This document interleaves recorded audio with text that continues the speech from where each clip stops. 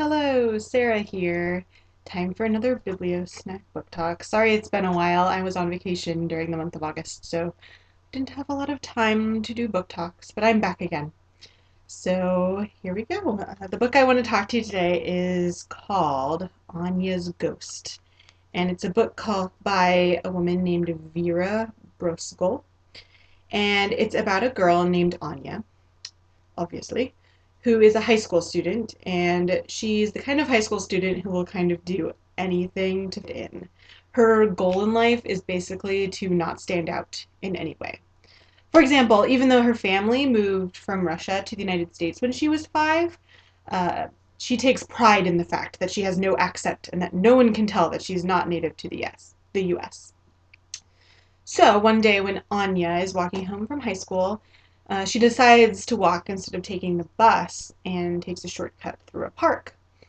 And instead of paying attention to where she's walking, she's thinking about all the people in her life who annoy her. And while she's walking, she falls into a deep hole in the ground. So she falls and she kind of hurts her wrist. And when she looks around at her surroundings, she sees something kind of terrifying. She actually sees a human skeleton. And attached to this skeleton is a ghost. And of course, for her, this is terrifying at first. But once she starts talking to the ghost, she seems to actually be kind of a friendly ghost. And Anya learns that she's actually the ghost of a teenage girl named Emily, who died in 1918. So Anya is fortunately rescued from the well she fell into, and she actually accidentally brings one of Emily's bones with her. She finds one of Emily's bones in her bag when she gets home. And because of this, Emily herself, the ghost, has also followed her home. So at first, it actually seems kind of awesome having a ghost companion to follow her around all the time. For example, Emily can kind of flit around the classroom and figure out what everyone else has answered on the test and then give Anya the answers. But as Anya learns more and more about who Emily the ghost actually was in her life, her friendship with the ghost starts to become a little more strange.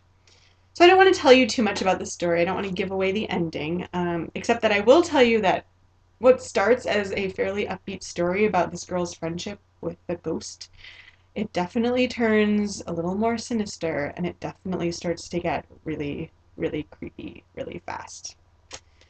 So not only is this an awesome story, but it's actually a graphic novel, and the art is really wonderfully done. It kind of reminds me, style-wise, of kind of a creepy version of Smile by Raina Telgemeier. And the illustrations of the ghost are really well done. Let me see if I can find a good one for you really fast. Yeah, you can see the ghost herself is actually kind of like a white outline while everything else is black and white. So that's what the art looks like. And I would recommend this to fans of people who like ghost stories. Also people who really like graphic novels because the story and the art go really well together. And something that's actually really cool that some people might be interested in is the author of this book, Vera Brosgol, actually works for Leica Film Studios in Portland, which is the film studio that made Coraline, the animated movie version of Neil Gaiman's book. And she's the one who did the original storyboards for the movie before it was animated.